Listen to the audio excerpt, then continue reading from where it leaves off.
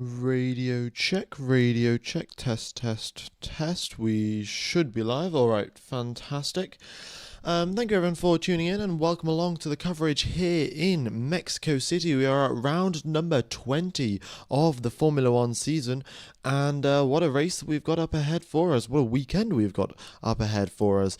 It will be 3 practice sessions and then qualifying and the race. No sprint weekend this weekend, and yeah, hello. Good morning, good afternoon, good evening, depending on where you are around the world. And yeah, we've got a very exciting weekend up ahead. The main thing, of course, the championship will be getting very tight, which is well, what everyone's been talking about, isn't it? So yeah, we will of course cover the championship, see what I think is going to happen, and yeah. But as of right now, first couple of things that I do want to mention is that we are going to have quite a few rookies taking part in free practice 1. So the teams have a set of regulations basically stipulating about how many practice sessions they have to give to rookies. They have to give a certain amount. May that be 2 practice sessions, may that be 4. I think over the course of the season it has to be 6 practice sessions have to be given to a rookie driver. And Mexico is one of the circuits where they do have 3 full practice sessions, and because of that they will give one of the practice sessions to a rookie driver. Of course, if it's a sprint weekend, it's obviously a lot less. Well, they're not going to give a rookie a chance to drive in FP1 at the sprint weekend because the FP1 is the only practice session that they get. So maybe they'll be doing they'll be doing their FP1 session here in Mexico City for the rookies, and then maybe in Abu Dhabi as well, right at the end of the season, we might also have some rookies. But once we're in FP2 and FP3, it'll be all of the standard drivers back on the grid, back on inside their cars. So that is the situation that we have today with free practice 1 and free practice 2. All right.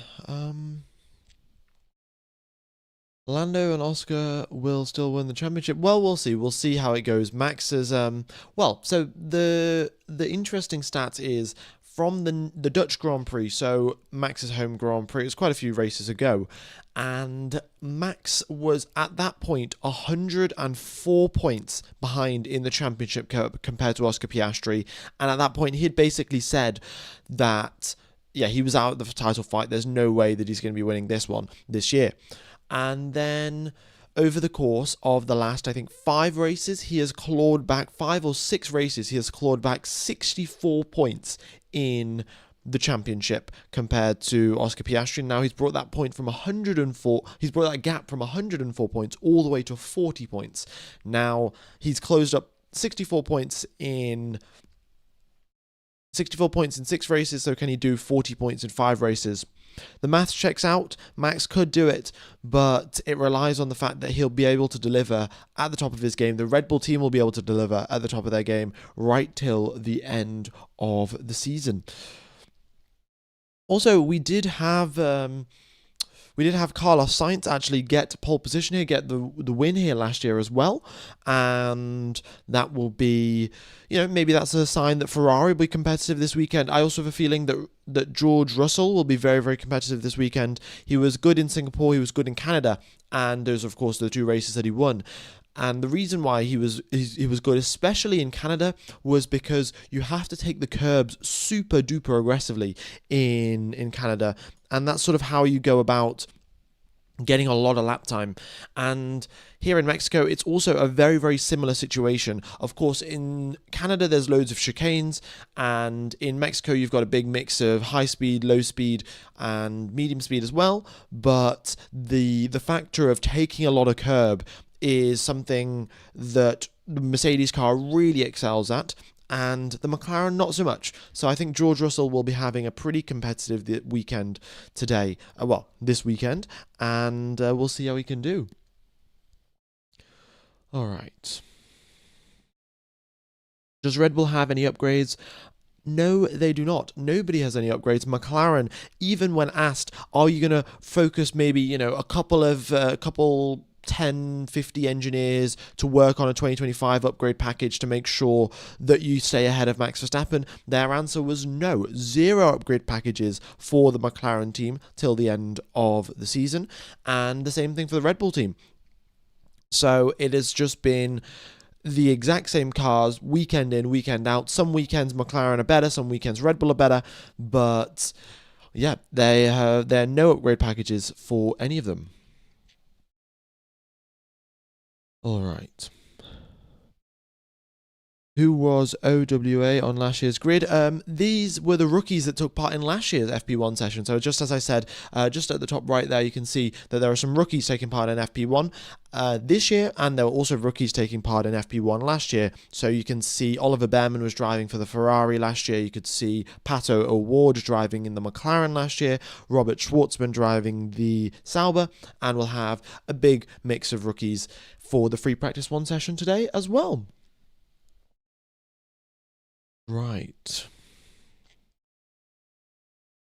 Andrea Stella looked confident they must be cooking something. Yeah, I mean, McLaren, of course, they probably still do have a few tricks up their sleeve, but I'm still a little bit skeptical, really. Can McLaren hold on right till the end of the season? Because if you do look at how McLaren have been performing, it hasn't been perfect, to say the least. You know, at the start of the season, they were looking flawless, they were looking untouchable, and nothing could get in their way. And, you know, there were a few occasions where Max Verstappen would steal the limelight, he'd get a sensational pole lap, but that would be something extraordinary that you would only see a few times. And yeah, apart from that, McLaren pretty flawless. But I have a feeling as the season's gone on and they've got closer towards the end of the championship, not only have the tensions started to build within the team itself versus Lando Norris versus Oscar Piastri, but now also Lando Norris versus Oscar Piastri versus Max Verstappen as well.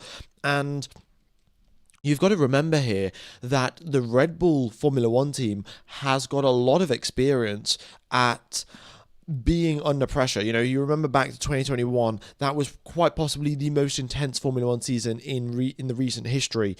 And you had a lot of tense times with Nico Rosberg and Lewis Hamilton back in 2016, 2015. So the Mercedes team knows how to deal with this internal pressure. The Mercedes team know how to deal with the external pressure of going up against Red Bull. And then, you know, especially, let's say, in the start of 2022, Max Verstappen was still competing reasonably well with Charles Leclerc, and there was also a little bit of pressure there. But essentially, the Red Bull team understands how to deal with the pressure and understands how to cope with, you know, these high pressure scenarios. And but the McLaren team, not so much. The last time they were in any sort of real high pressure scenario, or a scenario where whatever decision they make, it has huge implications, huge consequences, was a long time ago. And, you know, the engineers that are working at McLaren, you know, maybe you've got 1,000 engineers, 500 engineers, especially the race team itself, the people that fly out from each country to the next racetrack and all of that. You've got around 100, 200 people there, and how many of them have experienced that level of pressure which they are experiencing right now? Not a lot. And, you know, some people do excel under pressure. Some people will be there and they'll be able to deliver even better than they could before, and some people sort of crumble under the pressure. And Formula One, after all, is also a team sport. It's not just about what Lando Norris can do or what Oscar Piastri can do on their final Q3 lap. It is also about them working with the engineers doing the correct bit of data analysis, not double guessing themselves, picking the right setup. And, you know, the McLaren's teams pit stops also haven't been that great as well. So there have been sort of signs that the McLaren team itself hasn't been coping with the pressure that amazingly, and well, it's only going to get worse from here, and they're going to have to resolve something. I'm not exactly sure what will happen, but it will be reasonably interesting to say the least.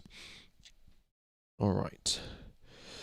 Shivanash, I've seen that you've typed the "will listen to your commentary" instead of the official F1 probably about 50 times. Well, 50 is maybe a bit of an exaggeration, but no, I did read your message the first time, so that's very much appreciated. But I'd appreciate it also if you didn't spam. Yeah. Is Max driving in FP1? I suspect he will be. With the championship on the line, they're not going to be giving up Max Verstappen's seat for a rookie driver. I suspect it'll be Yuki Tsunoda who will be making way for Arvin Lindblad, who will be taking part in the free practice 1 session for the Red Bull team. Right. What are your podium predictions? Well, my podium predictions, I've got to say, I'm going to be putting Max Verstappen P1, George Russell P2, and then one of the 2 McLaren drivers in P3. Oh, is it Max's seat? Oh, okay. Well, that is rather strange. I mean, okay. It doesn't seem to really make logical sense, but I guess that's what it is. Thanks for correcting me, folks, in the chat. Hannah and Yar and Schloke. Okay. So I'll quickly run through the rookies. We've got Pato O'Ward, who is driving in the McLaren seat, and he is going to be... I don't actually know who he's going to be replacing. He has made 3 previous appearances in FP1 sessions for McLaren. He did make it last year as well, but it doesn't say on the Formula One website who he's going to be replacing. Then we've got Frederick Vesti, who's replacing George Russell at the Mercedes team. That makes sense. You know, Kimi Antonelli, I don't think Formula 2 race here, so it'll be Antonelli's first time at this racetrack. And yeah, he'll need some experience and need some more practice time. So it makes sense to give Frederick Vesti George Russell's car. Then we have Antonio Fuco, is taking Lewis Hamilton's seat in the SF25 for the Ferrari. Arvin Lindblad is going to be taking Max Verstappen's seat this weekend. On the previous occasion, it did actually happen that he replaced Yuki Tsunoda, but I guess the way that it works in the Red Bull team, it doesn't matter about the championship, it's always one, they'll alternate. So on the previous time, Yuki Tsunoda sat out, so on this occasion, it'll be Max Verstappen. Then we've got Luke Browning, who's going to be taking Carlos Sainz's seat for the Williams in FP1. And then we also have Jack Crawford, who is going to be driving the Aston Martin, and he's going to be driving Lance Stroll's Aston Martin for FP1. But he's also got quite a lot of kilometers, actually, Jack Crawford, in the Aston Martin car, so he's doing pretty nicely. We've got Ryo Hirakawa, who is going to be driving the Haas car. He's going to be driving Oliver Behrman's Haas car in FP1. And then we have Ayumu Iwasa, who's driving Liam Lawson's Racing Bull, and Paul Aaron, who is driving the Alpine. So, yeah, pretty much every single team, I think. Is there one that I missed? No, I think every single team, apart from... Oh, no, every team is getting a rookie driver taking part. JediFire99, thank you for the £10 donation. Good evening, F1 Gamer. Hope you're having a lovely Friday. I'm going to throw out a wildcard here. Max P1, Russell P2, and Lawson or Behrman P3. I'm a sucker for their first podium. Yeah, I mean, it'll be great to see if Lawson can get up there. He's on a few, you know, of course, his teammate Isaac Hadjar has got his first podium, so it'll be nice to see if Lawson can do it. Oliver Behrman, though, seems like a bit of a stretch, really, because he's going to need some really big changeable conditions if he's going to end up on the podium. And as you can see there, just over on this side of the screen, the weather forecast for this weekend looks pretty solid. We have got 26 degrees for today, 27 degrees for tomorrow, and 27 degrees for Sunday, and it's going to be nice and sunny every single day of the weekend. Right. Folks, it does say on the screen, I am sort of surprised how often this happens, but the 2025 data will load shortly, so up on the screen we've got the 2024 data, and that is why you can see all of these issues. Well, all of these incorrections, why we've got Sergio Perez and stuff like that. All right. If I recall correctly, Kimi had his first time in an FP1 session in last year. Maybe he did, actually. But either way, actually, it makes sense. Well, it would say actually, wouldn't it? If yeah, Kimi Antonelli was driving in last year's FP1 session. As you can see there on the top of on fourth position, Kimi Antonelli took part in last year's FP1 session. So he has driven here before, only for a free practice session. This will of course be his first race. All right, who is in Verstappen's car? It is Arvin Lidblad. And he'll be taking part. He's been sort of the next Red Bull hotshot. People have been calling him the next Max Verstappen, but who knows? Max Verstappen very much is a one-of-a-kind, and they're going to need something really special, really talented, if they are going to replicate his success. What is the lap record around here, and do you think it'll be broken? Well, you can see the 2024 pole time is a 1 minute 15.9. I will double check what the lap record is, but I also think that is it. F1 Mexico lap record. F1 Mexico qualifying lap record. It is... Oh, they always just have the race lap record. They never have the quali lap record. I think someone else will probably type it in the chat, to be honest.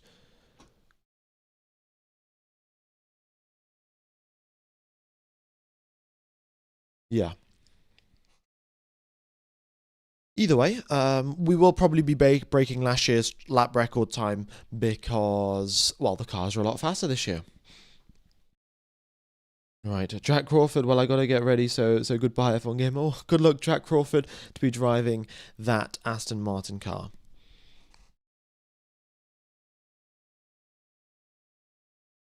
Alright, F1 Gamer, does Max still have a 1 point left before his race ban? Sorry, my English is not good, hope you understand.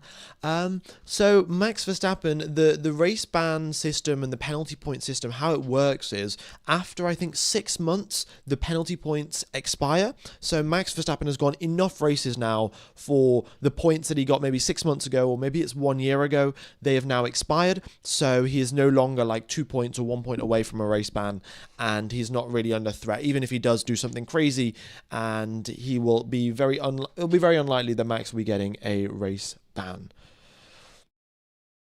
Alright, we have now got the live timing data loading up on the screen, so let's just pop it up into quali mode, and alright, we've got the correct numbers up there now, and I shall get rid of the 2024 data on the screen so we don't have any sort of confusion. Give me a sec here, folks. Alright, there we go.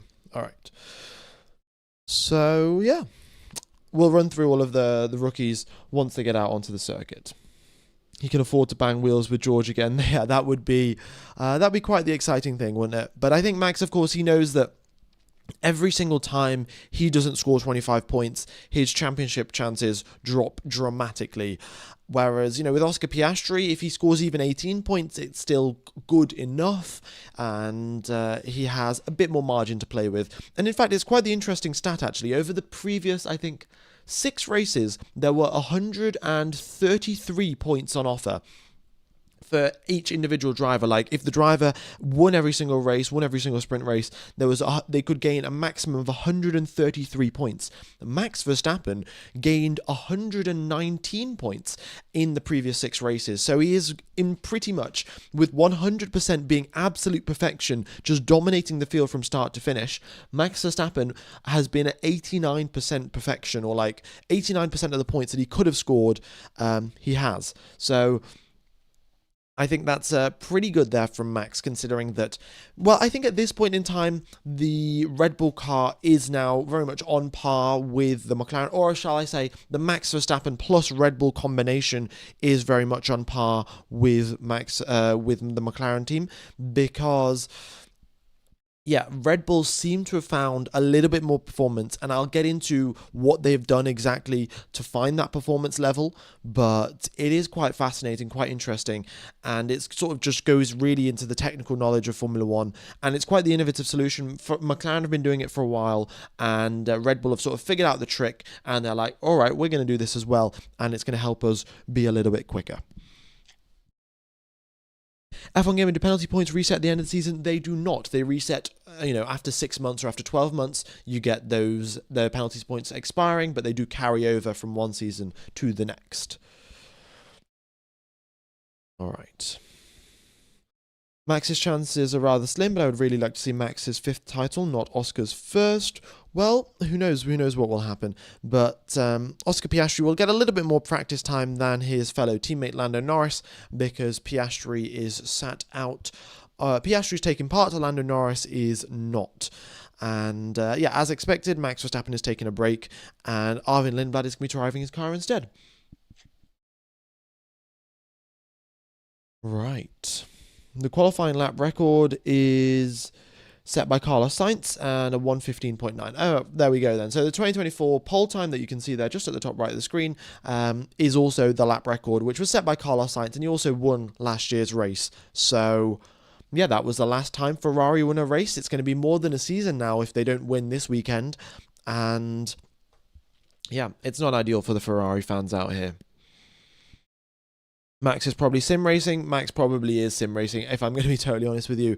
Arvin Lindblad, actually, task number 1 for Arvin Lindblad, do not crash Max Verstappen's car, because, they don't have an awful lot of spare parts. They will have enough spare parts, and I don't think Max is going to go around crashing his car, but towards the end of the season, they've got all of the engineers, all of the technicians. So the people that manufacture the front wings, manufacture the rear wings, and all of these special bodywork components and things like that, right now what they are doing, they're manufacturing parts for the 2026 car to go into the wind tunnel and to test to see if they work properly or not. And they don't really want to stop doing their work on the 2026 car to now make some extra spare parts for the 2025 car.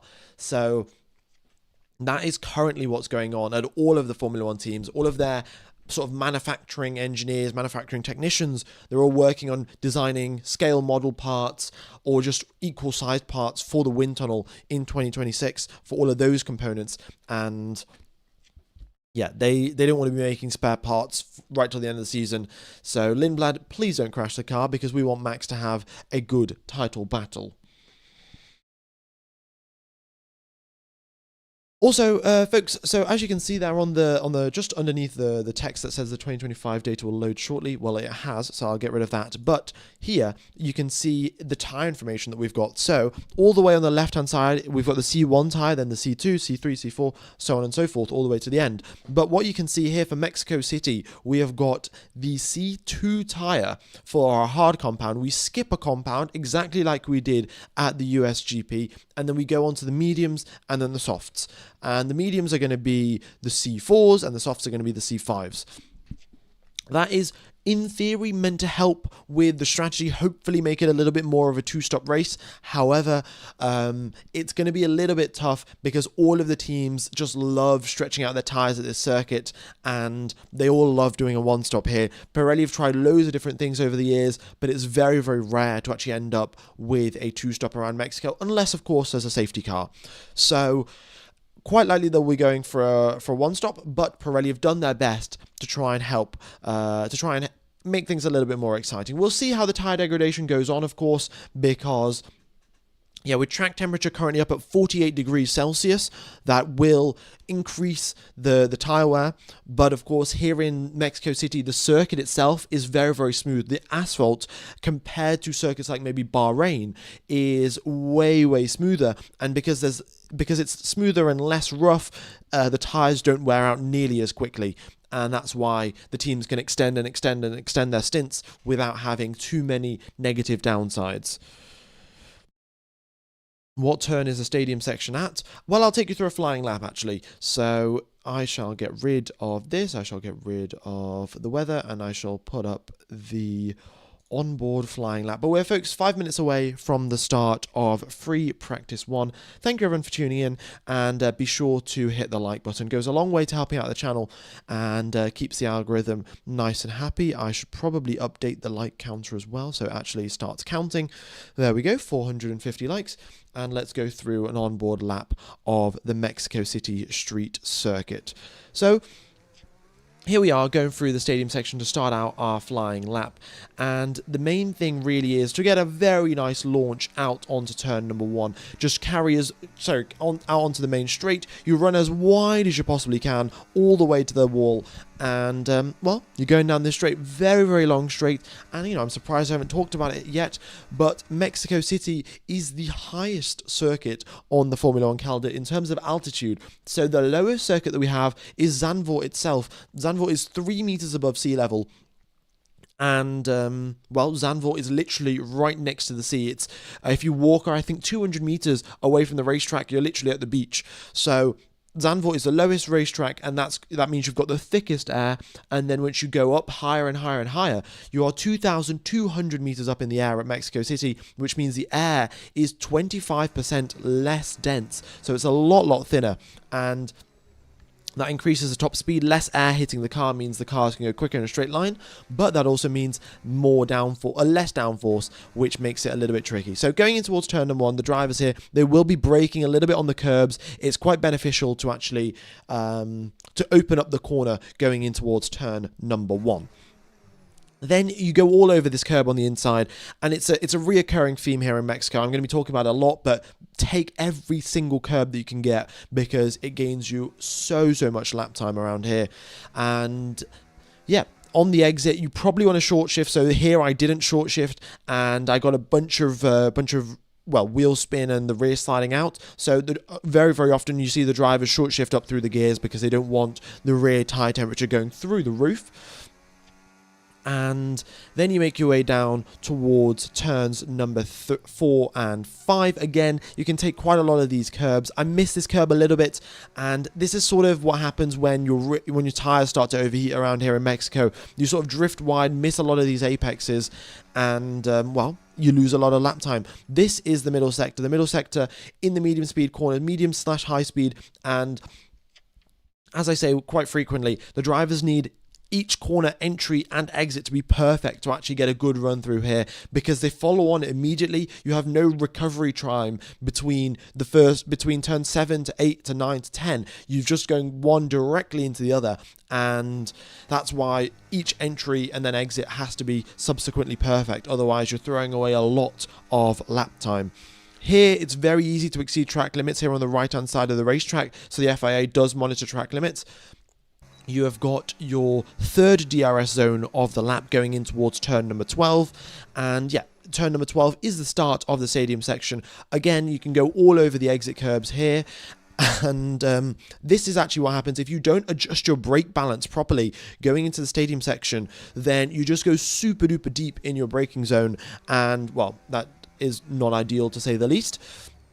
And then the final corner, of course, is the most important to start your flying lap. But on a flying lap itself, on a quali lap, you hug the inside line. It's got the least possible distance to the start-finish line, and that gets you the best possible time for your flying lap. So that is a lap of the Mexico City street circuit, and we are 2 minutes away from the start of the quali session. All right. So yeah, quite the flat circuit. There's really not much elevation change whatsoever here in Mexico, but the altitude means that there is issues in terms of cooling, there's issues in terms of brake temperatures, there's issues in terms of downforce levels. It is quite the exciting track, even though, there's no elevation changes or there's no roller coasters like there are in some other racetracks like Kota, like Suzuka.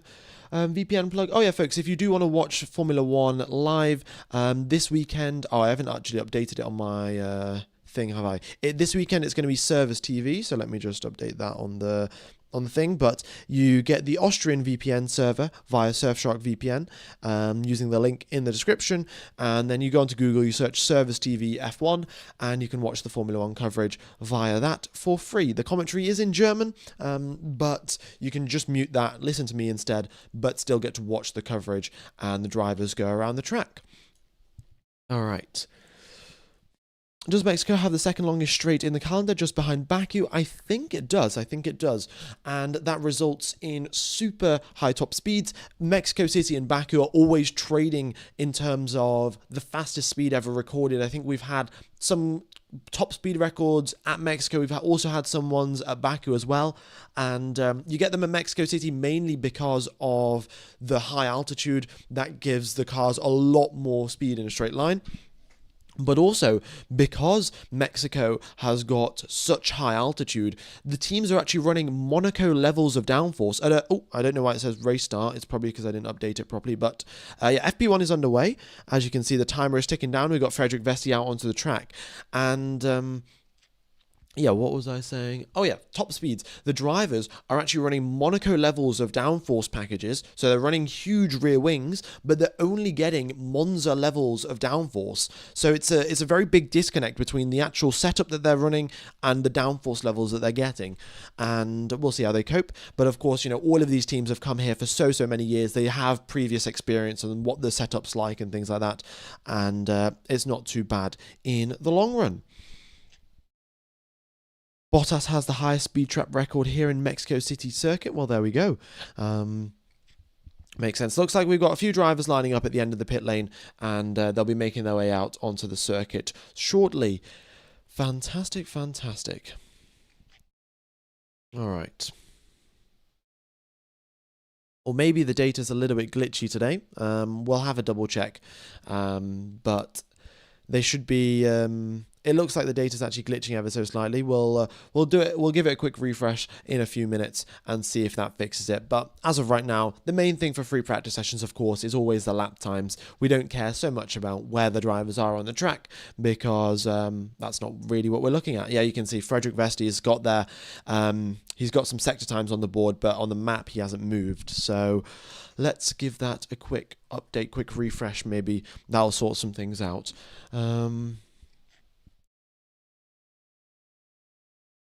Okie dokes. So folks, the screen's going to go black for about 20 seconds or so. 20 seconds, the screen's going to go black. And I hope that's going to resolve some issues, but we shall wait and see. Okay, we will be back in 20 seconds. If you guys are curious, they're in the pits. Yeah, they're just making their way out now. We've got a few drivers out onto the track, the Williams, the McLarens. But it doesn't really matter. I'll carry on with the commentary regardless. And does the altitude affect the performance of the engines, or do they adjust electronically for this? Just asking for a friend. Well, that's a very good question. It looks like the data isn't working.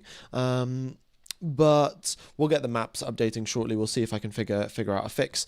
But in terms of that is a very good question. And essentially what the teams do is they have to run the turbochargers on the cars a little bit harder. So essentially, if you guys don't know what a turbo is, it is this sort of... it's this piece of machinery that forces air into the engine, and the more air you get into the cylinders of the engine, the more power that you can generate. And because in Mexico City you've got less air, it's like thinner, the turbocharger has to work harder. It has to spin at a higher RPM to force more air into the engine to get a similar level of power. So the teams do adjust for this electronically because they can use some of the speed from the turbo to actually generate power to recharge the batteries and stuff like that. But in Mexico City, they don't do a lot of that. They actually have the turbo running on max power most of the time, so they can generate a lot of horsepower. All right. Let's see. Can I figure out a fix for the data? Otherwise, we might just be stuck with with the situation that we've got right here. So we'll see. No, it does look like everyone else also on YouTube is having the same problem with the data being stuck. We'll try and get the things resolved as soon as possible. Yeah, I'm currently in contact with. Looks like I'm in contact with the people that make this sort of software, and I'm just going to see if they've got any sort of fixes on how to fix anything. But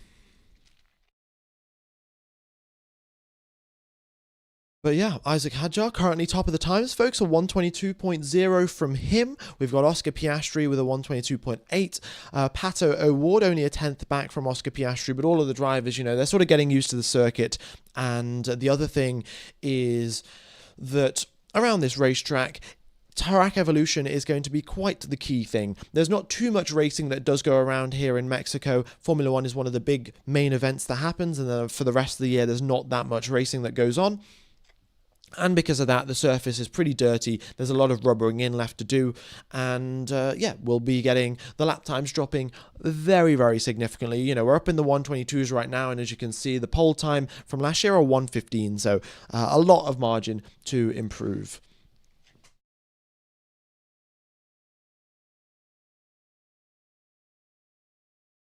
All right. Everyone has the same issue. Yeah, again, it is the FIA's fault or the F1 TV's fault, whatever it is. It looks like it's not working today.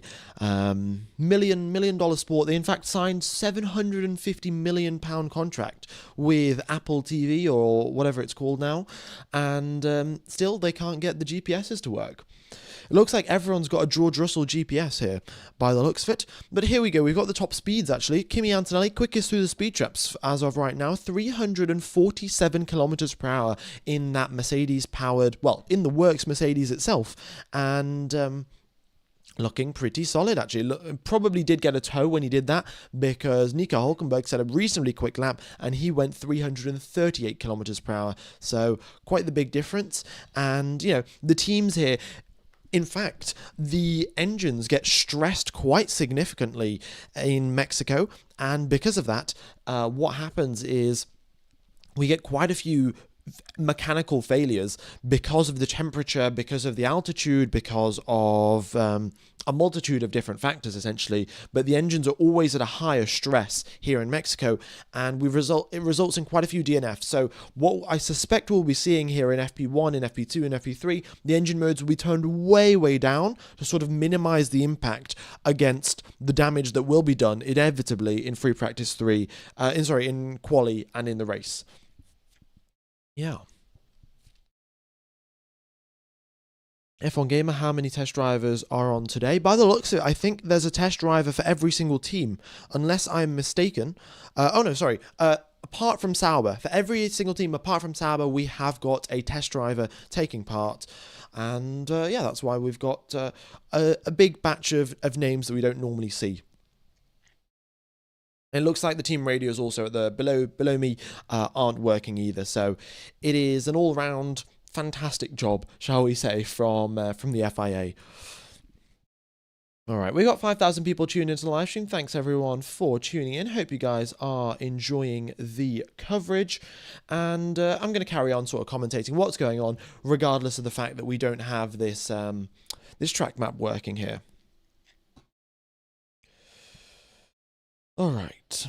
If you do have any questions, folks, on on anything about Formula One, then be sure to drop them in the chat. I'll be doing my best to resolve them. To answer your questions. Yeah.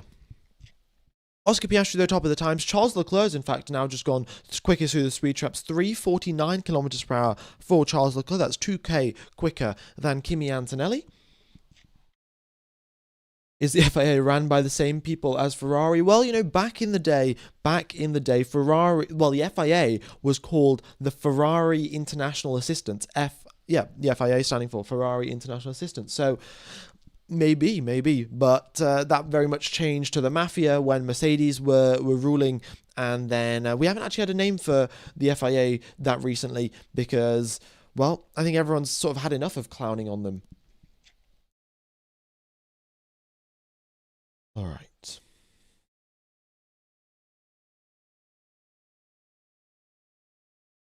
Last weekend, your stream was working okay, but not applicable to had refresh issues during the race. Yeah, I think it's, I don't know. It must just be that there are loads of people trying to access it and there's some sort of problem going on.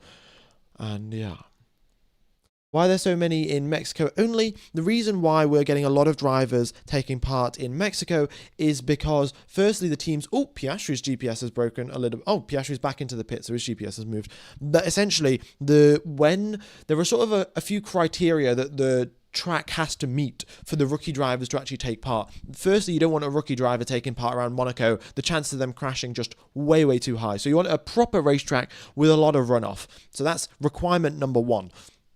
Then the second requirement is that it can't be a sprint weekend, because in a sprint weekend you only have one free practice session, which you can't afford to give away to a rookie driver. You want your main drivers driving in that one free practice session. So that's the other requirement. And essentially it boils down to and that reduces the scope of how many, which racetracks all of these rookies can take part in. And then, of course, you have the other issues with F2 and F3. These drivers are in Formula 2 or in F3 or in Formula E or whatever it is. And you have overlapping schedules and you don't want to collide too much with the schedules. So because of that, it happens in Mexico. The Formula 2 season, I think, is over, if I remember correctly. I'm not 100% sure with that, but the Formula 2 isn't taking part here in Mexico, so that's why the rookies can come and drive today. All right. F1 Gaming doing an amazing job commentating. Greetings from Germany.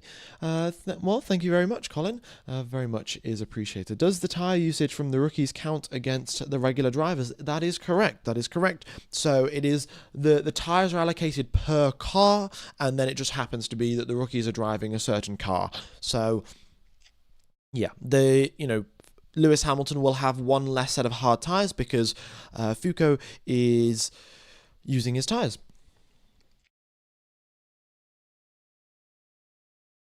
Will McLaren lose the championship because of budget issues? Don't think so. We have also two more sprint races. Oh yeah, two more races where the rookies can take part in Qatar and in Abu Dhabi as well.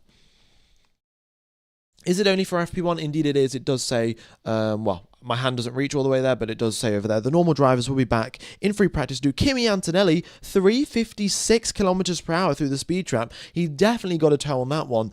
And, that's the other thing, folks. Whoever's going to be going for pole position is definitely going to want a toe down the start-finish straight. We've seen it in the past. So if you remember back to the China track map, there's this huge straight in China. It's around 1.2 kilometers flat out, and Max Verstappen during that weekend gave Nico Hülkenberg a toe in one of the earlier sessions. And if I remember correctly, at the end of Q3, Max Verstappen was given a toe back by Nico Hülkenberg.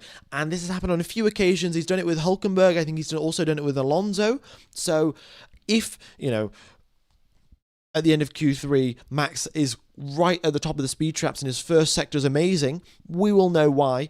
And that will be because he'll have worked with some other driver and said, have a little agreement saying, I'll give you a toe in Q2, you give me one in Q3 if you make it in. And that's sort of how it goes. And it's quite nice to see drivers working together, and that's not going to be happening at the McLaren team, of course. Of course, Piastri can try and do it with Alonso, you can try and do it with Stroll or maybe someone else, but you are really looking at the drivers that make it through at the bottom of Q3, because you've got the top four teams, and out of the top four teams, pretty much everyone makes it through. Maybe Antonelli doesn't make it through, maybe Tsunoda doesn't make it through, but you've only got 2-3 slots for the drivers from the lower teams that can give you a toe. So you've got to pick wisely. All right. F1 Gamer, who will be your top 3 for Sunday's race? I gave my predictions as Max, Russell, and then one of the McLarens. Yeah. F1 Gamer, when did you start following F1 for the first time? I started in the Ayrton Senna days. I started in 2018. 2018 Spa was my first race. That was the one that Seb Vettel won.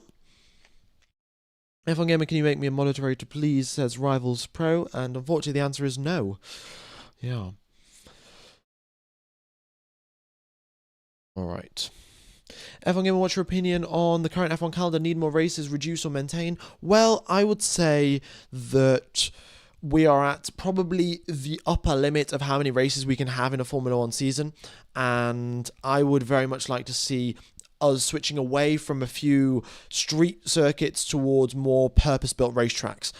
I'm all for having a race in America, but get rid of Miami, put in Indianapolis. Get rid of Las Vegas, put in put in Watkins Glen, or put in Mazda. What's the circuit with the corkscrew? I forgot. Laguna Seca. It's not Mazda. I don't know why I said Mazda. Laguna Seca. I don't think Formula One cars can actually drive through the corkscrew at Laguna Seca, but I would like to see some more purpose-built racetracks, and yeah, maybe the return of Malaysia. I think if we could alternate some races, that would be good as well. But it would be quite nice to also have proper, Spa is going to be an alternating racetrack in 2028. So we're not going to have Spa in 2028, but we will have it in 2029. Or maybe it's the other way around. But either way, it will be nice to have a big mix and a big variety of purpose-built racetracks. I think that's where we get a lot better racing, to be totally honest. Why do I watch Formula 1 with the VPN? What you can do, folks, is get Surfshark VPN using the link in the description, and then you join an Austrian VPN server, and then you go into Google and search Service TV Formula 1. Oh, Laguna Seca used to be called Mazda Speedway. Ah, okay. Well, I didn't actually know that, but somehow, for whatever reason, I was going to say Mazda something. So, interesting. But here we are. Alrighty.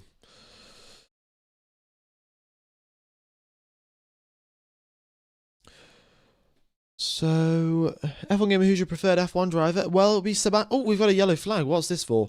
Don't think it's particularly major. Yeah, we've just had the green flag come back. So that's there.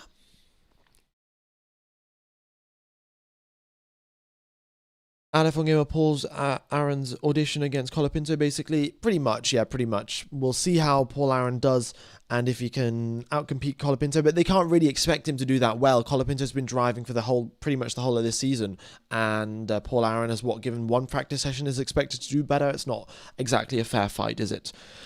My preferred Formula 1 driver would be Sebastian Vettel, but he's no longer driving, so I really don't know. If you ask me that question, sometimes I give different answers, but maybe Fernando Alonso, maybe Yuki Tsunoda, not 100% sure.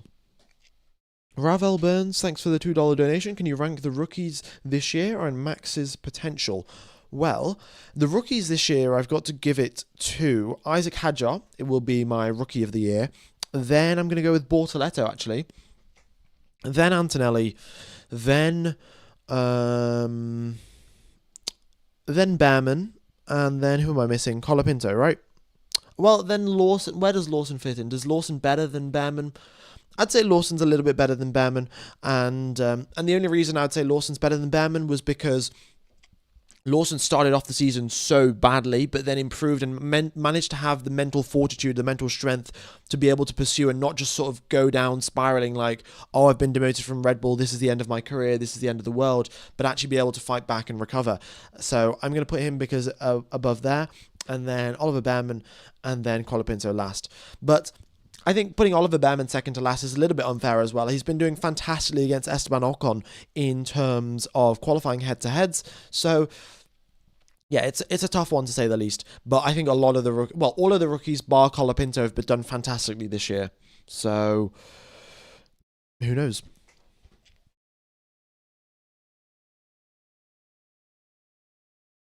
All right, thanks. We got 5,000 people tuned into the live stream. Thanks everyone for tuning in, and I will be looking to get this resolved. But by the looks of it, the FIA is having some GPS issues, to say the least.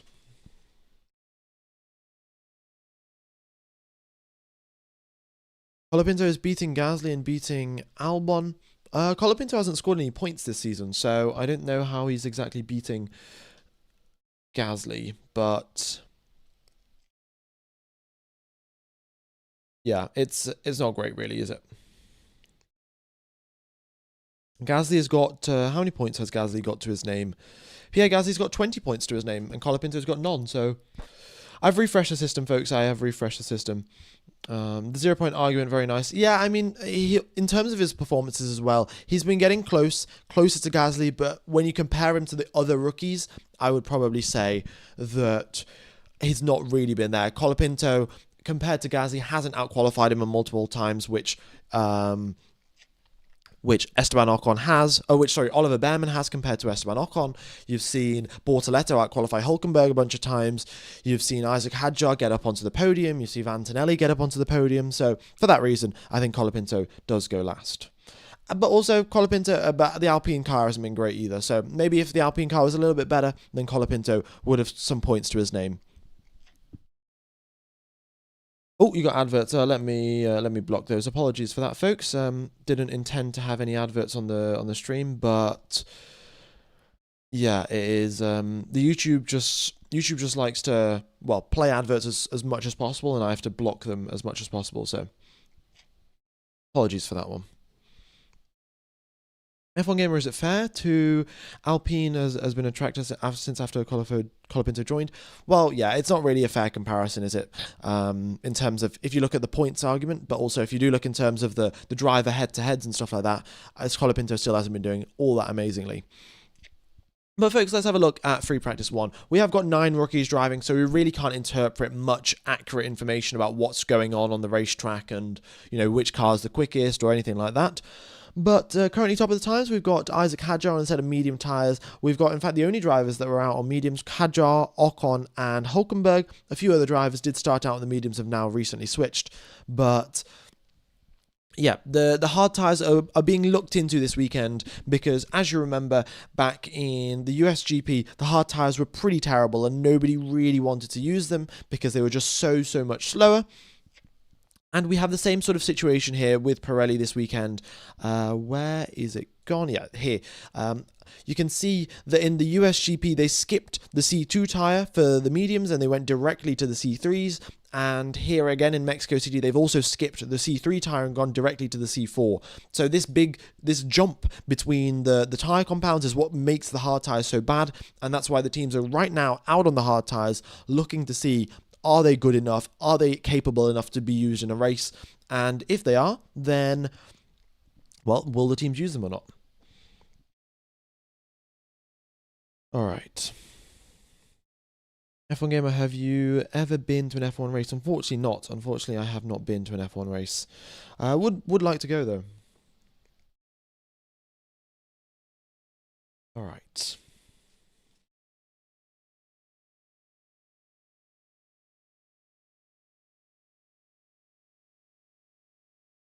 Okie dokes. So just carrying on with really the free practice session, we got Lindblad driving around. Antelli's on a pretty good lap again through the first sector, 346 kilometers per hour. So as a reference point, 346 kilometers per hour, 347, 345, that is what you can do without a tow. And then with a tow, you'll be going above that. So Charles Leclerc, with his time, he definitely had a tow, and that's sort of what you can expect. Kimi Antonelli, though, top of the times now, a 1 minute 20.0 from him. Very nicely done. And, yeah, brilliant job. Brilliant job.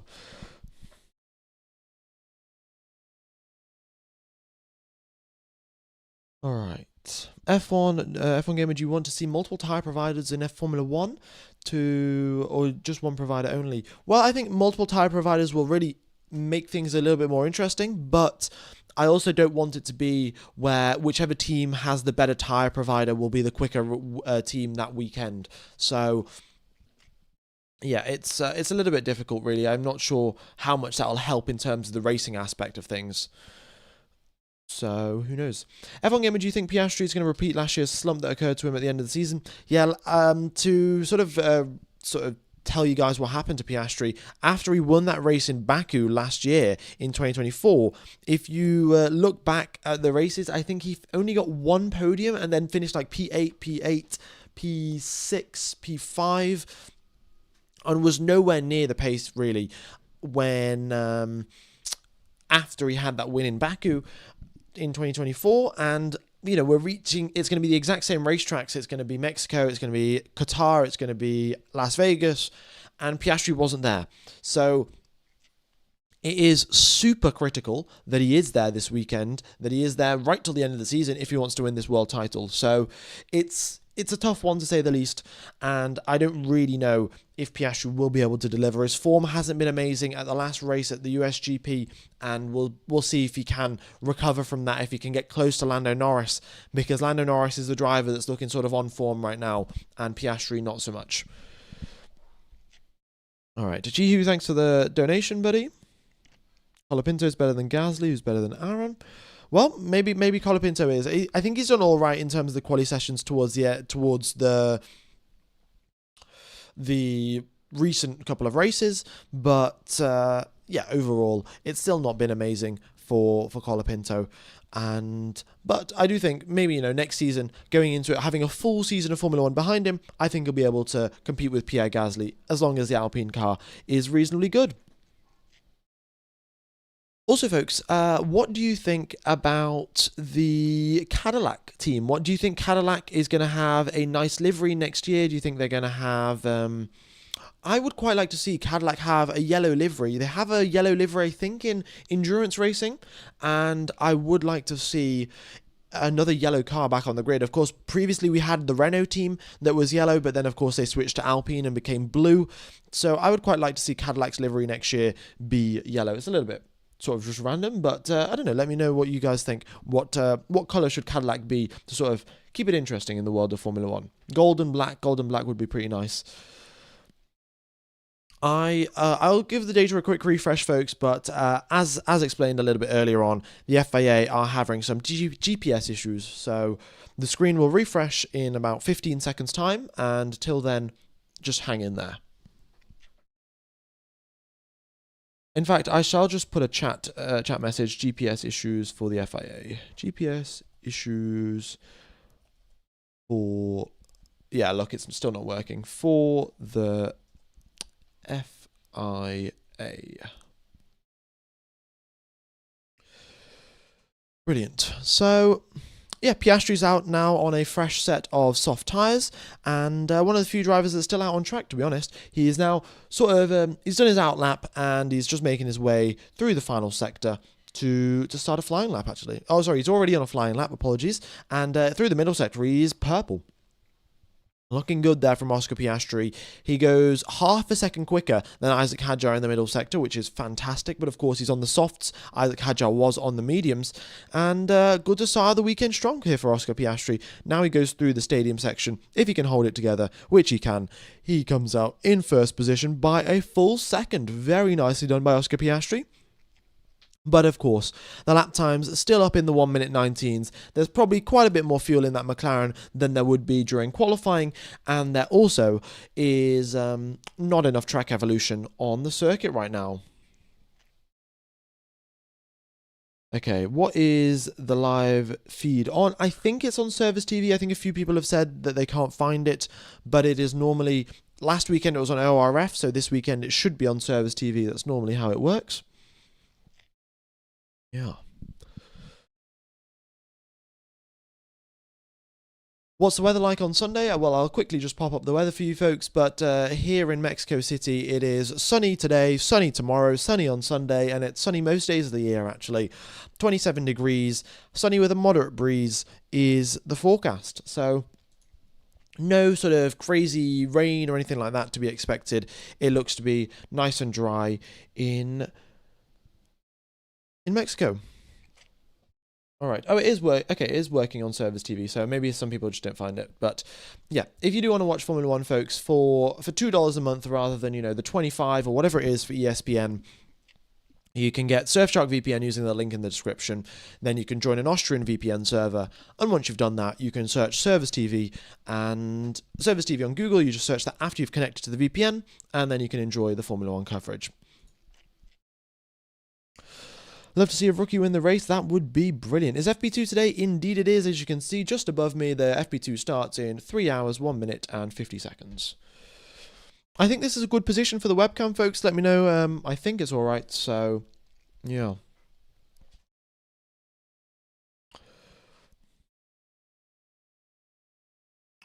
Why are they slow? Is it raining? No, the track is just not rubbered in, really. Mexico is one of those tracks that requires a lot of rubbering in, and also the teams are running very, very low engine modes.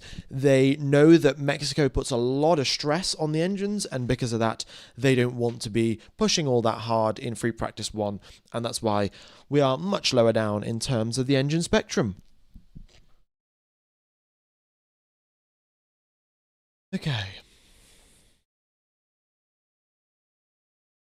Yeah, we can see everything. The track is perfect for the webcam. Yeah, it's quite nice actually to have this sort of like space.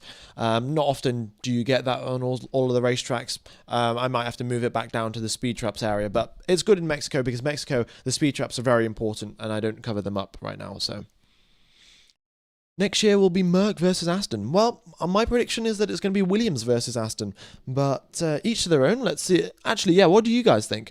Do you think that Williams will be top of the field in 2026? Will it be Aston Martin with Adrian Newey, or will it just still be one of the top teams? Will it be Will it be the Red Bulls or the Mercedes or the McLarens, or maybe the Ferraris? You know, next year is our year for the Ferrari team, as it always has been said. So what are the regular drivers who are not in FP1 doing in the meantime? Signing autographs. What they are doing is they're sat in the garage, they're looking over some of the data, and they're just, you know, making some insights, you know. So let's consider George Russell's perspective, right? George Russell's in the Mercedes garage right now. Frederick Vesti is driving his car. And he's just looking at all of the data. He's looking at what Frederick Vesti's feedback is. You know, if he's saying this curb is a little bit dangerous, he's trying to keep that in mind. And then Russell himself will be looking to say, oh, maybe I want to go 2 clicks higher on the downforce, or maybe I want to make the suspension a little bit stiffer at the rear of the car, based off the feedback. But that's essentially what the drivers are doing. They're just trying to learn as much as possible while being on the sidelines rather than being in the car. Alex Albon up into second position. He goes 3.5 tenths back from Oscar Piastri, and Piastri has a pretty good first sector actually on his second flying lap now on those same set of soft tyres. He's looking pretty solid to say the least, and we're getting a few more drivers coming out on a set of softs. Alright. Also, folks, be sure to hit the like button. Goes a long way to helping out the channel. We're coming up on 1,000 likes. And if you're not subscribed as well, be sure to do so. I think the aim for the end of the year will be 220k. If we can do that, that would be absolutely incredible. Where is the smooth operator? The smooth operator is currently in the pits. He has given his car to Luke Browning, who is the Williams test driver, Williams sort of rookie driver, and yeah, that's why the smooth operator is currently in the garage. Charles Leclerc momentarily was up there in first position, but not for long. Oscar Piastri came across the line again, and he went a 10th clear, but Piastri doesn't stay at top of the times for long because Kimi Antonelli actually goes top of the times by 0.3 of a second. Antonelli looking really good here. And folks, my prediction that George Russell was going to be up there in second position might come out to be true.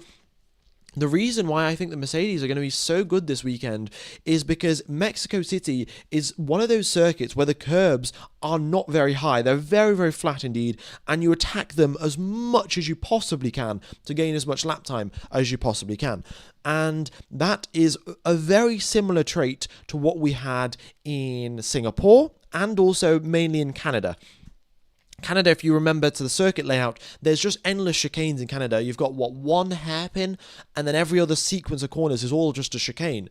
And through going through any chicane, you need to take a lot of curb. George Russell could do that in his Mercedes, and that's why he was at the top. And the same thing in Singapore, and I have a feeling it's going to be the same thing here in Mexico. So this could be win number 3 for George Russell this season, if things go his way, if Max Verstappen is not as quick as he is. But George Russell currently in the garage. Alright, Nico Hülkenberg up into second position, very nicely done, 2 milliseconds quicker than Oscar Piastri, good to see there from the Hulk. What type of downforce does Mexico have? Well, the teams are actually running Monaco-level downforce packages here in Mexico, and the reason for that is that the air here in Mexico City is super duper thin. The altitude is 2,200 meters up above sea level, which is around, I think, 7,000 feet, 8,000 feet. So there's quite a lot of mountains that are that high up, and Mexico City is right there at a very, very high altitude. And because of that, we have got much thinner air, and the teams just run Monaco level downforce packages to get Monza levels of downforce. So Monza and Monaco are very much opposite sides of the spectrum, but still the teams run Monaco level downforce, they run the Monaco downforce package, but get the Monza levels of downforce. Hopefully I explained that properly.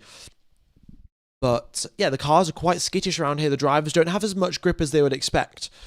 But, they get used to it. They get used to driving around the circuit. Mal, thanks for the $2 donation. Yuki behind a rookie. Yeah, he is, actually. It's not... Well, actually, no, he's now ahead of Arvin Lindblad. But... yeah, it's an interesting one there for the Red Bull drivers. And the Mercedes engine struggles in low density air. It does, but the McLaren engine, which is also the Mercedes engine, doesn't struggle that much in this sort of low density air.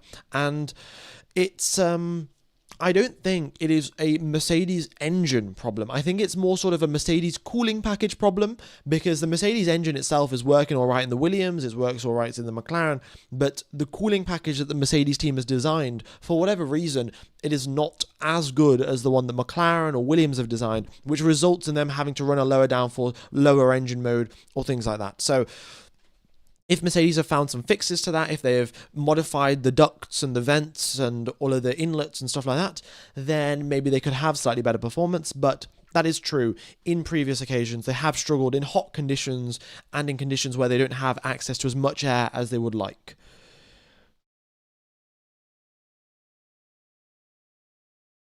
What do you think about the 2026 50-50 power ratio? Honestly, I don't really like it. I do not like a 50-50 power ratio in Formula 1. I would much rather sort of have the power ratio that we have right now, where I think it's around 850 horsepower generated by the engine, and then 150, 200 horsepower generated by the electric power unit. We've got Formula... Oh, that's over the curbs goes one of the Red Bulls. I think that was Yuki Tsunoda. But either way, the curbs, actually, I did say that the drivers do attack them, and in fact, I'll take you through an onboard lap and show you how much the drivers attack the curbs. But specifically at turn number 12 here, the majority of all of these curbs here, I'm going through the middle sector, and they're all super duper flat, and you can go all over them. But as you head towards turn number 12, the corner that's just above my head there, they have got this is one of the biggest curbs that you have in Mexico City, and if the drivers mount it at the incorrect point, so at this point I totally avoided the curb, but let's say one wheel is to the left and the other wheel is to the right, what results is the middle of the car just skids along the top of the curb, and you lose contact with the wheels on the ground, and essentially you have no grip. So that is probably one of the hardest exits around here to sort of get to perfection, because you want to take as much curb as you can, but you don't want to get the middle of the car bottoming out over the curb, because that's just, throwing away lap time for no reason.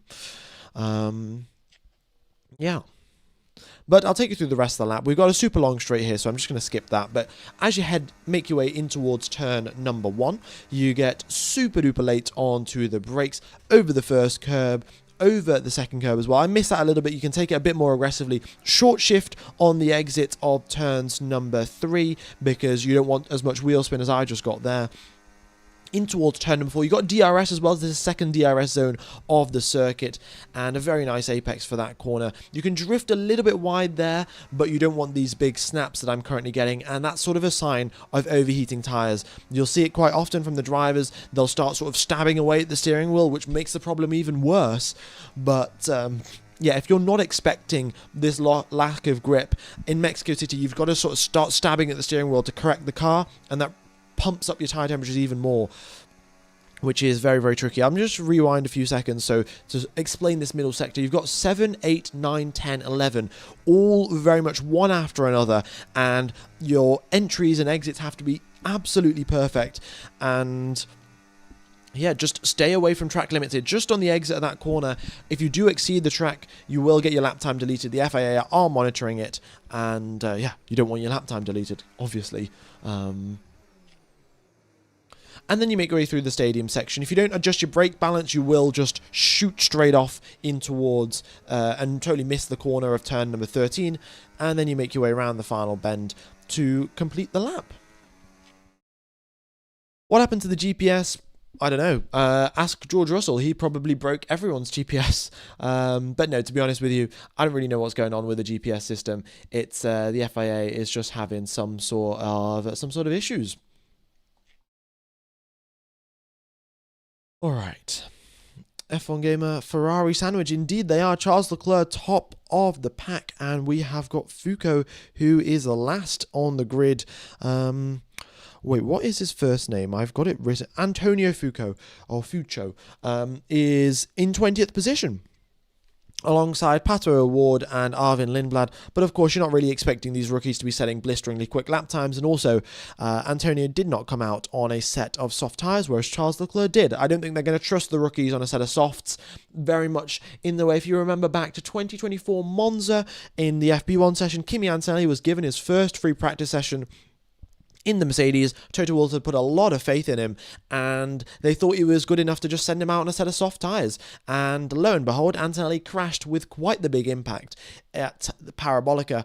So, yeah, I think the teams have learned their lesson, and they're not going to be sending any rookies out on fresh sets of softs to be setting any blisteringly quick lap times. F1 Gamer, what are your race predictions? It's Max, and then it's George Russell, and then it's the McLarens. That middle section reminds me of turn 3 to 8 in COTA. It's very, very similar, actually, very similar. And, oh, we got a yellow flag. What's this for? I do not know, because, yeah, clearly I don't have the track map, so I don't really know what's going on myself right now, but yeah, a yellow flag for an unknown reason, which I will try and find out ASAP.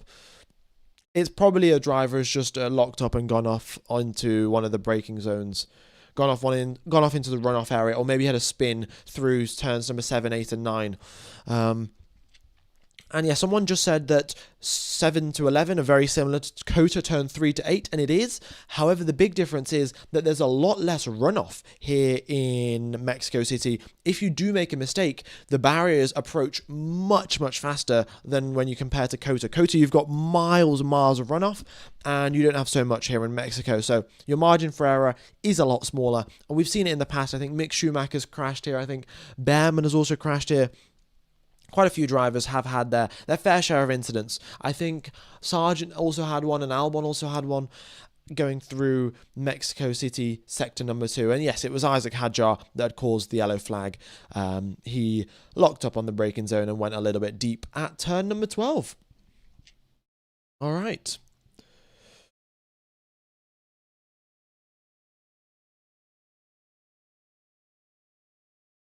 Apparently the GPS is only working when they enter the pits. Yeah, I don't really know what's going on, but every time they go into the pits, it works, and then who knows what's going on.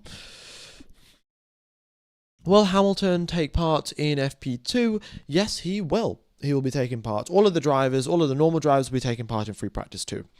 I would also like to say that the other thing is that with the 50-50 power distribution, it would just make a little bit more sense to maybe have 70-30, and the Formula 1 cars, we want them to be revving up to super high RPMs. That's sort of the pinnacle of exhaust noise, the pinnacle of Formula 1 sounds, revving up to 17, 18,000 RPM.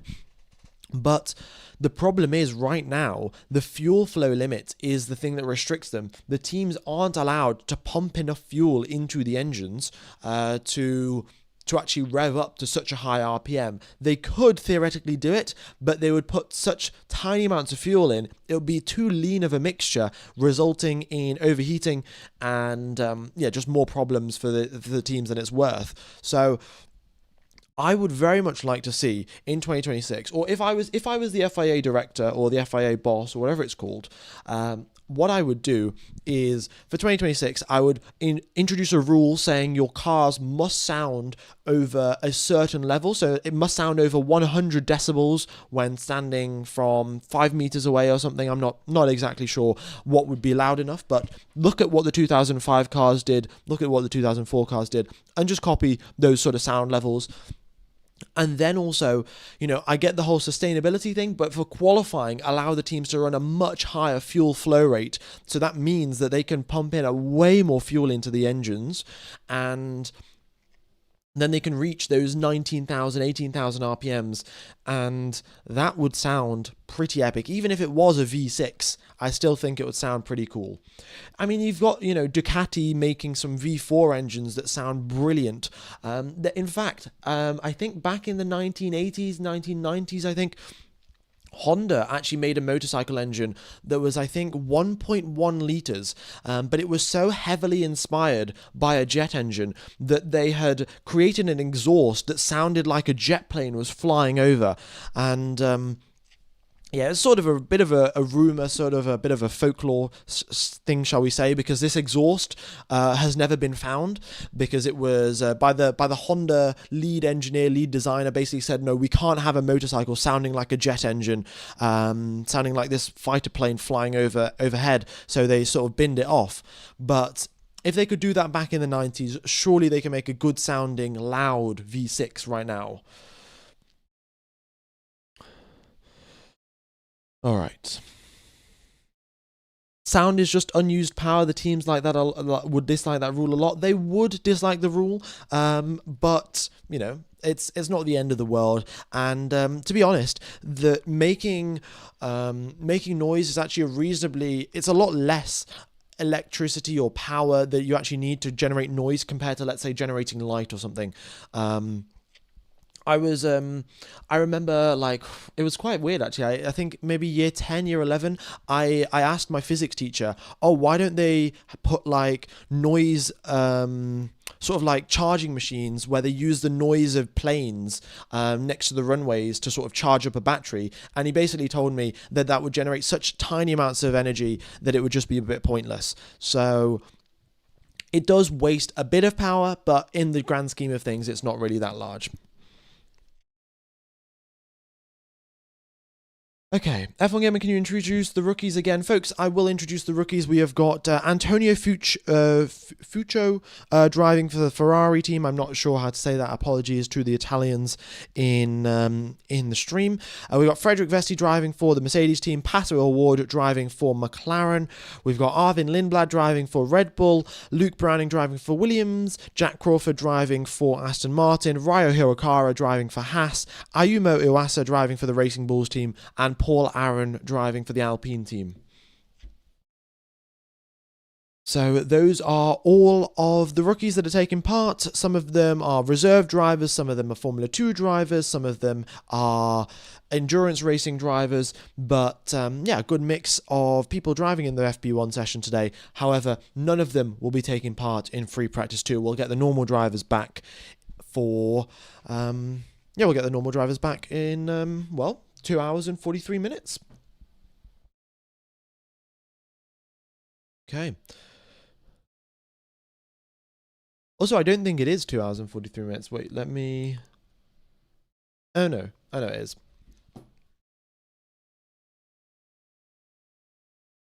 Where's Max Verstappen? Max Verstappen is... Max Verstappen's in the garage right now. Yeah.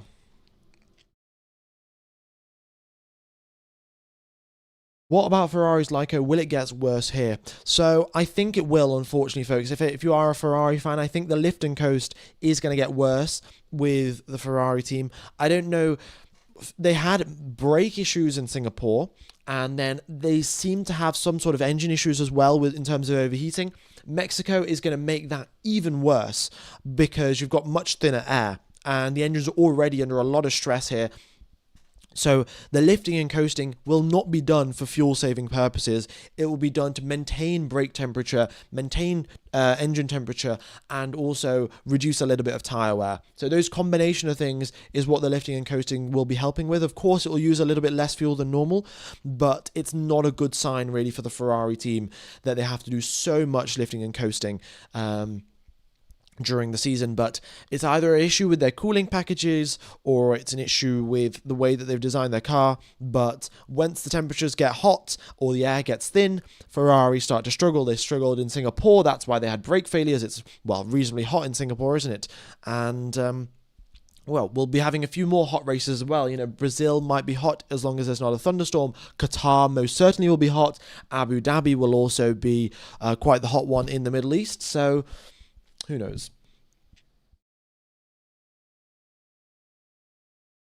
All right. So, yeah.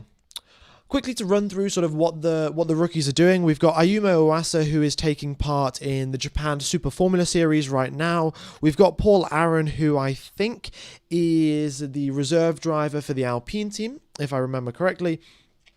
We've got Ryo Hirokawa, who is a 31-year-old. Actually, he's not really a rookie. He's a rookie in terms of Formula One, but he's got much more endurance racing experience. And he's done a few practice sessions with the Haas team, to be honest. Jack Crawford is going to be taking part as well. He's done quite a few kilometers, actually, in the Aston Martin car, the older Aston Martin cars from 22, 23, 24. So he's racked up quite a lot of miles, and he helps Aston Martin back at the factory. But he's making his FP1 debut, actually, in an actual current Formula 1 car, so that's good to see him, and he is still down in 19th, of course. It takes a bit of time to build up some confidence, and Mexico is quite the tricky circuit, to be honest. We got Luke Browning, who is in Formula 2. He is P3 in the standings in Formula 2 as of right now, and a few more races left to go, actually, in Formula 2, so correction to what I said earlier, where I thought the Formula 2 race had finished. Formula 2 season had finished. There are still 2 races left. We got Arvin Lindblad, who is 7th place in the Formula 2 Drivers' Championship, so he's doing all right. But people were sort of saying that he's the next Max Verstappen, and I think if he's down in 7th position in Formula 2, I would doubt that claim a little bit, to say the least. Antonio Fuco's endurance racing driver for the Ferrari team, and that's why he's taking part in the free practice session. And we've got Frederick Vesti, that is the reserve driver for Mercedes. Yeah. And the next back's big shoes to fill. Indeed it is. It is very, very big shoes to fill for Arvin Lindblad. Yes. Right, folks, we have got quite a few drivers out on the circuit as of right now, but most of them are doing long runs, as you can see. Not too many blisteringly quick lap times coming in. Bortoletto is going on with quite a good lap here, and not too bad, to say the least. He comes across the line, 5th position. He's half a second back from Charles Leclerc, and he's about a 10th back from Nico Hulkenberg.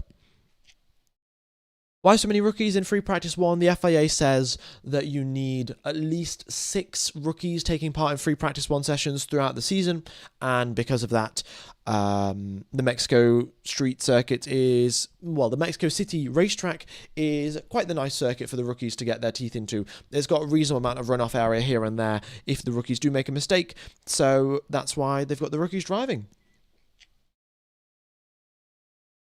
Okay.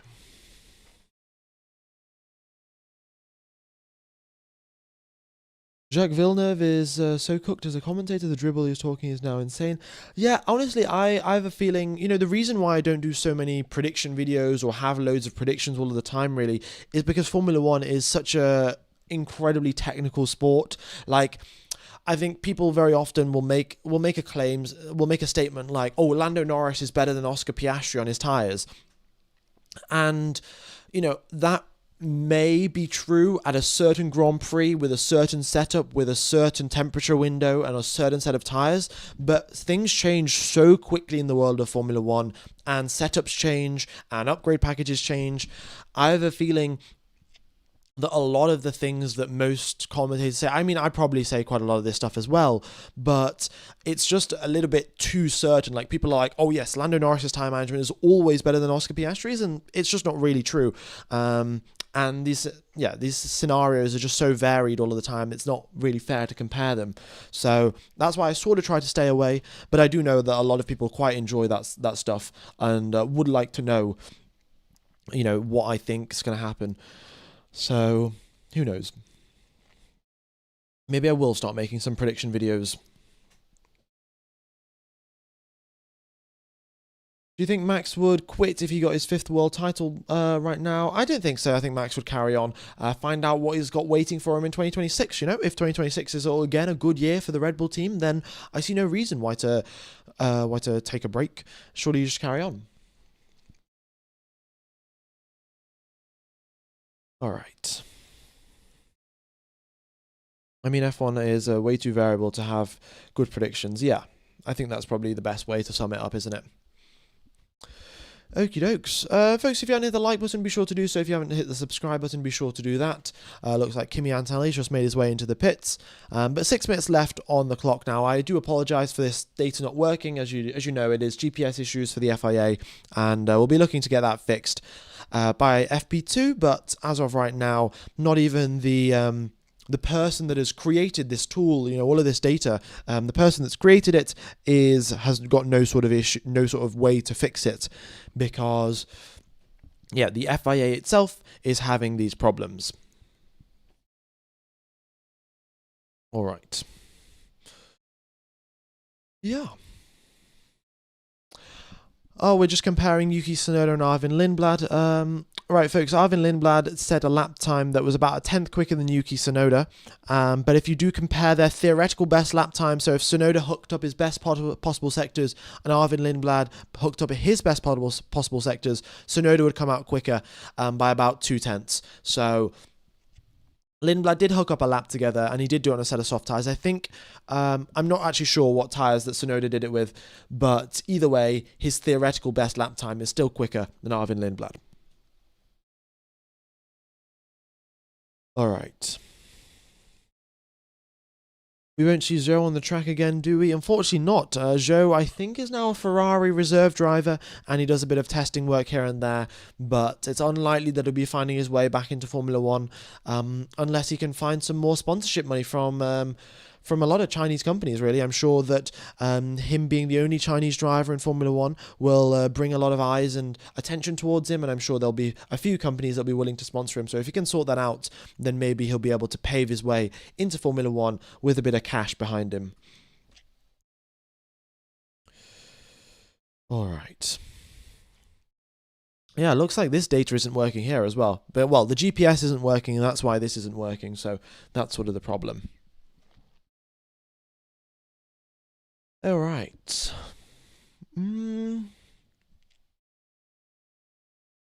What else have we got? Will be great to see Valtteri and Sergio as Cadillac next year. Indeed, it will. I'm very much looking forward to seeing those two back on the grid. I think they're both great drivers, great people, so much experience, and they are looking to be one of the most experienced driver pairing on the Formula 1 grid.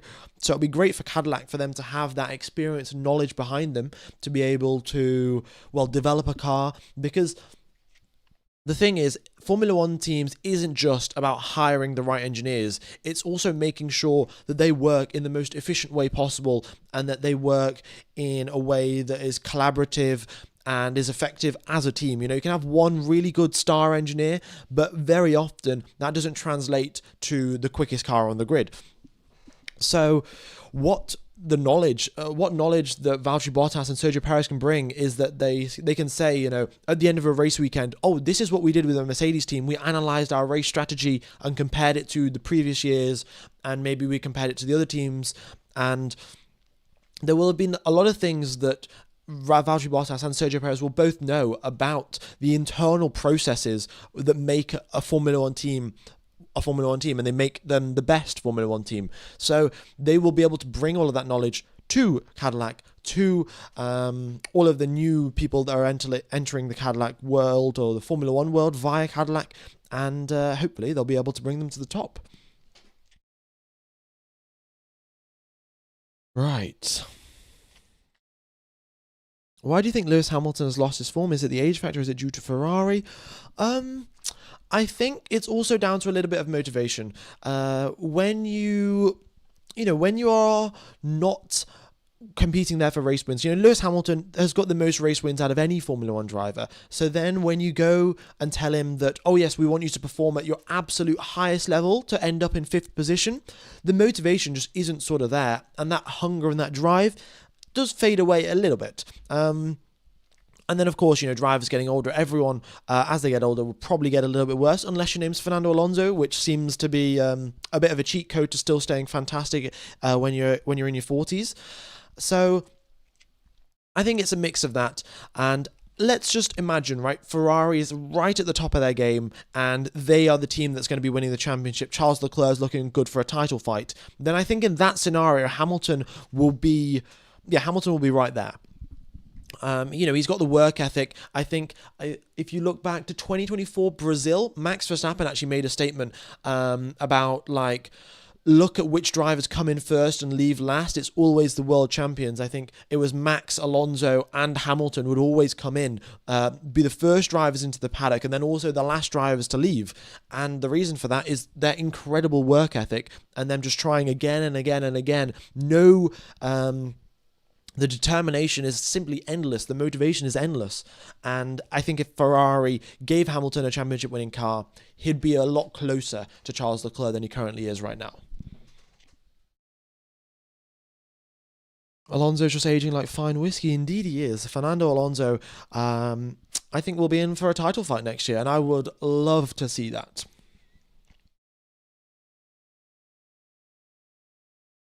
F1 game is slightly out of topic, but why do you think Max doesn't want to drive in IndyCar? He's not going for the Triple Crown. I mean, maybe he will. I don't know if Max has explicitly said that he doesn't want to drive in IndyCar, but he's done the GT3 racing, so maybe he'll look for the IndyCar. But it's sort of each of their drivers' interests really. Like some drivers, like Kimi Raikkonen, really interested in rally driving. Then Kimi Raikkonen also took part in NASCAR. Fernando Alonso has done Le Mans. So it's sort of whatever the driver finds most interesting, really. Okay, but Charles Leclerc is top of the pack, and folks, the time is down to 0. The free practice session is now completed. I'm going to run through the timings for anyone listening to this like a radio broadcast. We got Leclerc up in first, Antonelli second, Hülkenberg third, Piastri fourth, Bortoletto fifth, Arvin Lindblad sixth, Esteban Ocon seventh, Yuki Tsunoda eighth, Colapinto ninth, Alex Albon 10th, Hadjar 11th, Fernando Alonso 12th, Pato O'Ward 13th, Frederick Vesti 14th, Paul Aaron 15th, Ryo Hirokara 16th, Ayumu Oasa 17th, Luke Browning 18th, Jack Crawford 19th, and Antonio Fuoco 20th. So it looks like we've got all of the drivers who are rookies, with the exception of Arvin Lindblad, in the bottom of the field, which is not really surprised, to be honest. These guys don't have anywhere near as much experience in these cars, and the top 10 drivers, they've all done nearly full season in these cars, so makes sense. But Lindblad standing out from the rest of the other drivers, so good to see there. So folks, that is the end of free practice 1. Hopefully this GPS issues is resolved by free practice 2. And so I'm going to end the stream now. I'll take you over to the free practice stream. So just free practice 2 stream, just be sure to hit the like button and the reminder button. It goes a long way to helping out the channel and the YouTube algorithm. But that is all from me. So I'll be back in 2 hours time. The free practice session itself will start in 2.5 hours time, but I'll be back in 2 hours to answer any questions, to do a little bit of a build up, and I think that's all. Oh, it's just zoomed in. But there we go then. So hit the like button for the FP2 stream, and I shall see you in 2 hours time, ladies and gents. Bye bye.